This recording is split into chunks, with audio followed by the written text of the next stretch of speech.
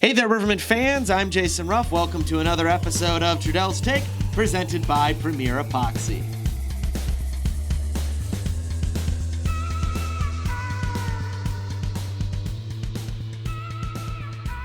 Jason Ruff joined once again, and as always, by Rivermen head coach Jean-Guy Trudel. It's the Christmas special, Jean-Guy.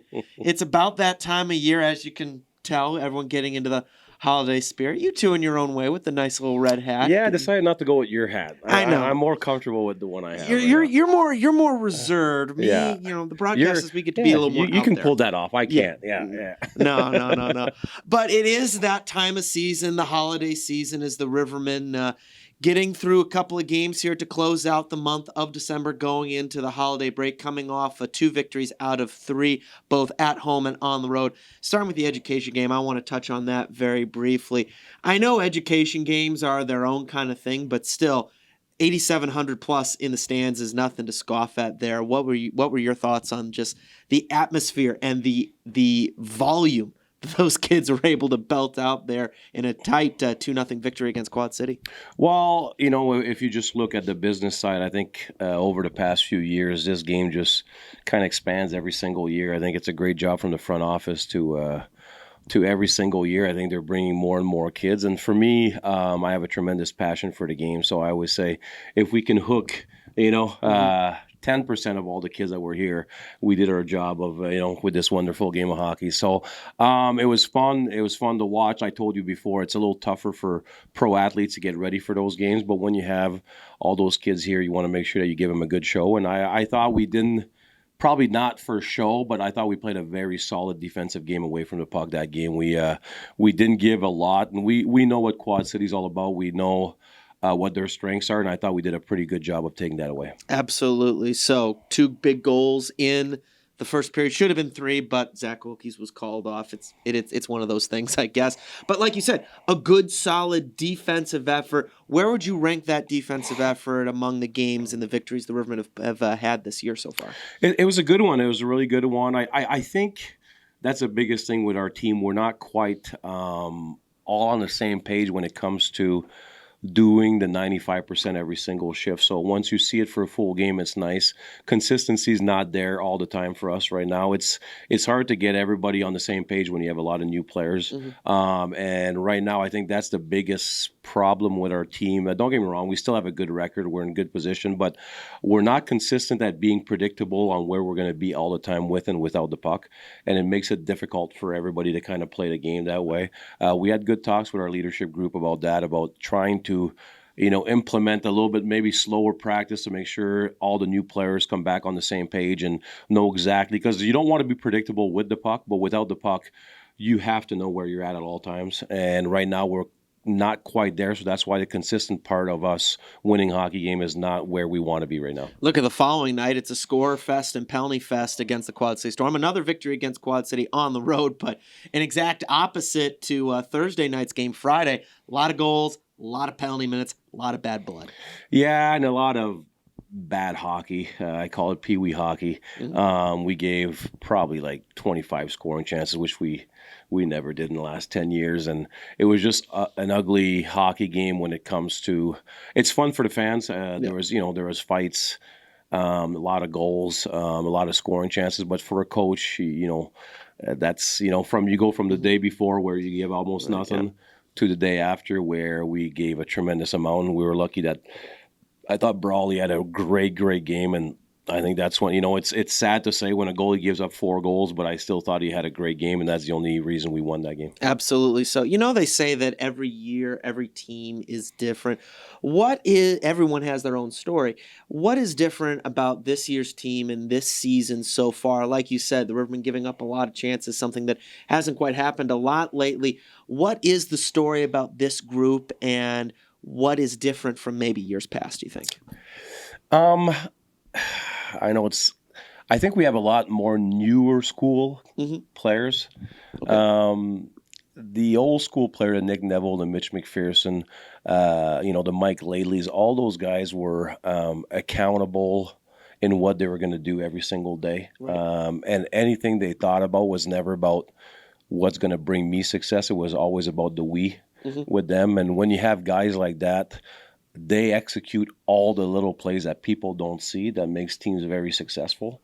And they actually bring people in that fight of doing all the little things every single day. And I think losing a lot of that leadership group, the guys that are going to be, I call them like machines. Mm-hmm. They just do everything like machine, like every single day in practice and games. Their habits are phenomenal. Their details are phenomenal. And I think we're missing that a little bit. We have a different type of player right now, maybe a little bit more dynamic, but not always predictable in what they're going to do. So for a lot of guys, it's hard when 2 to the 5 guys on the ice are not doing what they're supposed to do. So I still think we have a very good team. I just don't think we're consistent in our little things that we used to do really well here in Peoria. Right. I don't think anyone, certainly not myself, is doubting how good this team is. I mean, there are top 4 in the standings right now for a reason. They are one of the top teams in the SPHL for a reason. But like you said, it's those little details that can mean the difference between, say, a playoff team and a championship team. It's and you got it right there. We talk about it all the time. Regular season details and habits are completely different than championship. And right now we do have regular season habits, but it's not going to be championship habits yet. But we're going to build. We're going to keep building with this team. And as we know too, we have a lot of injuries. I was about to say, you got guys missing. out. I think we're missing 4 of our top 9 forwards. So it makes a big difference. But we don't find excuses. If you're consistent in what you do, you can still win any single game. And right now, we're just missing a little bit of that consistency. I think in our 95%, and meaning away from the puck. What am I going to do to help my teammates be in a better position or a better situation? And right now, some guys are a little struggling with that a little bit. And when you talk about that 95%, you're talking about, like you said, the things you do away from the puck, because you only have the puck on your stick about 5% of the time. Yeah, we talk about it. You steal a lot of things from what you see, and the 95% made a lot of sense for me because everybody, fans, they look at the person with the puck, but if it's not for the 4 other guys that do their job, you won't get those scoring opportunities, or you won't get a great breakout, or, you won't have a chance to get to free space. So we talk about how we praise that and we celebrate that here in Peoria, the little things, the block shots, the driving, the pick, doing whatever it takes to kind of have a good situation for your hockey team. And like I said, we're doing it, but just not consistent enough to be the old Peoria that we expect for the last 8-9 years. Speaking on celebrating the little things, or maybe not so little things, depending on your point of view, Tristan Trudel recently celebrated his 21st birthday, had a goal on the same night. You guys had a chance to celebrate the following day. How was that experience? Tristan obviously coming off, I thought, a very solid weekend. And he gets a chance to celebrate with you, with Angie, with the family. How was that? Yeah, that's where you got to separate. At home, it was a family thing. We're happy for him. It's his 21st birthday. It's an important birthday in a young man's life, and we had fun. We had a great day. But then I watched video, and it wasn't as fun the next day. Like I said, for normal fans, they see, okay, he scored a few goals this weekend. Again, he had a good weekend.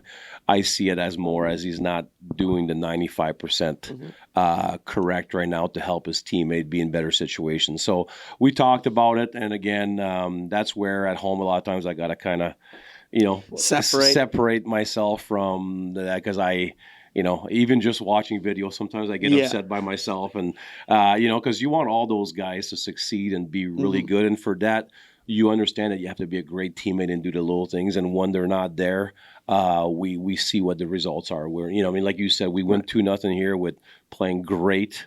We go to Quad City, we're all over the map, but our power play comes through, and then we go to Evansville, we don't show up for 2 periods and then completely dominate the third. So we got to stop that and kind of bring those 60-minute efforts a little bit more consistently. Has it been a challenge separating a little bit at home? Because I know a guy like you who has been in this game for as long as he has, he lives, breathes hockey 24/7, 365. Has it been a little bit of a challenge to separate, the Tristan Trudel who's playing for you versus the Tristan Trudel that's your son? No, it hasn't been. If you would have told me that 9 years ago, I would have said yes. I think I matured a little bit over the years, hopefully, and I think I'm able to separate. Of course, sometimes, I think Monday I was watching video and I wasn't feeling great, so I was like, and I had a little talk with him. I'm like, see this. Yes. But we're actually pretty good this year, and it's nice to at his age to be able to still live at home. Mhm. I think it makes a big difference instead of just being kind of out there at 21 years old and having to cook, clean, do everything by himself. So it's still we still have this great. He's my buddy for life. He's been my first one. So we still have this great father-son relationship. But when we get to the ring, though, it's it's all business, and we got to find ways to get better to make sure we help our team be. Like I said, I think consistency is a big word of today. I just don't think we're there yet. Speaking of consistency, where the heck is the snow? It's about Christmas time. We haven't gotten any snow yet in Peoria. I won't lie. I'm getting older and I don't mind snow. What? Yeah, I'm getting older, man. I don't like the cold anymore that much. Like, Really? yeah, Mr. Canadian, yeah, Mr. Hockey no, over here I doesn't like the cold? I like getting out this morning. I was like, man, this is kind of nice out here right now. So, no, I don't mind where we're at right now. Of course, it'd be nice to have a white Christmas just the day of Christmas, but I don't want it to turn to slush and dirty. Like, just one little snow for that day, then after that, give us no snow the rest of the year. I'll be happy. You know what? You've now just crystallized in my mind's eye why folks, as they want to get older, move down to Florida, South Carolina, Texas, all that. I've been all those saying warm that to states. all my younger friends, and I'm like, I get it now. Like, I really get it. I don't want to be cold. Even when the thermostat's a little, I don't like it. I just want to be, I'm a big bear, man. I want to be comfortable. I want to be happy, and I just don't like it as much anymore. But the idea of the big bear is, he's walking through the forest as the snow's coming down, and he does not care at all. It's just another day in the life. He's the big bear. He's got all that fur. He doesn't need to be warm. He already is warm. He doesn't mind the cold. I think that's a younger bear. Okay, The younger older bear. the older big bear version is he doesn't like the cold anymore. The old bear's like, yeah, I've paid my dues. Yeah. I've been through the wars. I'm done. I'm done. I just want to live happy and have lots of food. Speaking of lots of food, what's on the Trudel family menu for Christmas Eve and Christmas Day dinner? Everyone has their own different things. Angie, we're the Italian, so fish, soupa di pesce, a lot of different seafood, and then of course you'll have your your ham, everything else also. So Angie, how she is. Oh, she cooks for an army when we're only going to be 7 at home. So it is what it is. But we have a lot of leftovers for a lot of days, and it's a lot of fun. We have all our kids come back. Everybody's going to be together there the 25th. So we're pretty excited at the Trudel Spratt household. Yeah, the Ruff household is actually doing German food this year. I'm actually really excited. Oh, very cool. That's a little cool. bit different this year. Yeah, that's very cool. Yeah, Daddy Ruff's doing something a little bit different. Yeah, Daddy Ruff's a good cook. Yeah, he is. Yes, he is. I'll tell anyone who listens. But as folks who are not only in hockey but also in sports, you get around the holiday time. I mean, obviously you hope you have a decent break to go home and spend holidays with friends and family, but sometimes you don't have that. Whether you're playing juniors, whether you're playing pro, sometimes you're going to have to maybe only have a day or so. Sometimes you won't even able to go home for the holidays at all. How did you, growing up, going through juniors and going through the professional ranks, how did you deal when you had those instances where you couldn't make it home to family for the holidays, and how do you take those lessons and apply them here with the Peoria Rivermen for players here who aren't able to go home for Christmas? Yeah, it was a little different in those days. You're brought up in the old school days where, your parents drop you off and see you 9 months later. Yeah. So it was a little different for us. We were really lucky the last few years with our Christmas breaks. We had long breaks, and it was fun. This year we don't. We only have 2 days this year. So for us, it's about understanding that this is our family here now. I gave him this week. That's why we kind of always tried to give him some breaks during the year, and this week felt like right before Christmas, since we don't have a Christmas break, I gave him 4 days off. This is going to be our first practice here Thursday afternoon, and they had a chance to go home maybe. It's not exactly Christmas, but at least see the family, friends if they wanted to. But I know a lot of guys stayed in town also. So this is our family for the year, and I always say you'll have plenty of Christmas as you go on, as you retire from the game of hockey. So just enjoy whatever the season or the schedule brings you.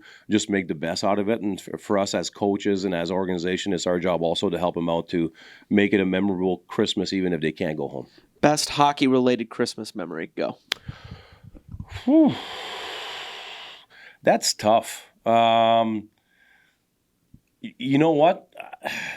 There's not really for me, it was always about just looking forward to the break a little bit, because even Major Junior is pro hockey in a nutshell. So your days that you could go home was you were blessed and you were just happy to get home and sleep in your old bed and I mean those type of things. So for us, it was more that, and then at the pro level, I started enjoying Christmas with the teammates and things like that. So for me, it was more that than anything else. I don't remember like a Christmas that I could say, wow, something special happened. But I feel like every Christmas you get a chance to be with friends, family, enjoy yourself. I mean, and cherish what Christmas is all about. And that's what I try to do my whole life. And now I'm lucky enough to have a beautiful family that I look forward to the 25th when all the kids are there and I dress up as Santa and we have a blast. I would pay money to see you dress up as Santa. I think you could pull it off. You'll get videos, man. Andy's going to post all that again this year. Oh, boy. Yeah, and we do something pretty funny. I got it on Facebook. So whatever they like my Paris is in Mizzou and she eats a lot of ramen. So we always make it like pretending it's a big gift and it's in a big box, but ramen noodle things and stuff like that. And I laugh so you'll see all those videos. We have fun. Oh, my goodness. Is Santa going to sing Mariah Carey? Because I know that's your favorite Christmas song. Usually, if I'd have a day off the next day, I probably would have a few cocktails and sing Mariah Carey. But we have Quad City the 26th, so I won't be able to do it this year. Maybe the boys will sing Mariah Carey for you after a victory. That would be kind of cool. That would be awesome. Geet, thanks so much for your time. Merry Christmas to you and yours, and happy holidays. We'll look forward to talking to you later this weekend. Merry Christmas to you, buddy. The Ruff family, all our fans out there. Merry Christmas. Thanks for cheering us on. Safe holidays, and we'll see you this weekend. And after that, just enjoy it. It's you never know when it's going to be taken away. So enjoy your families and friends. From the Rivermen family to yours, Merry Christmas, Happy Holidays. We'll see you this weekend. For Jean-Guy Trudel, I'm Jason Ruff. This has been Trudel's Take, presented by Premier Epoxy.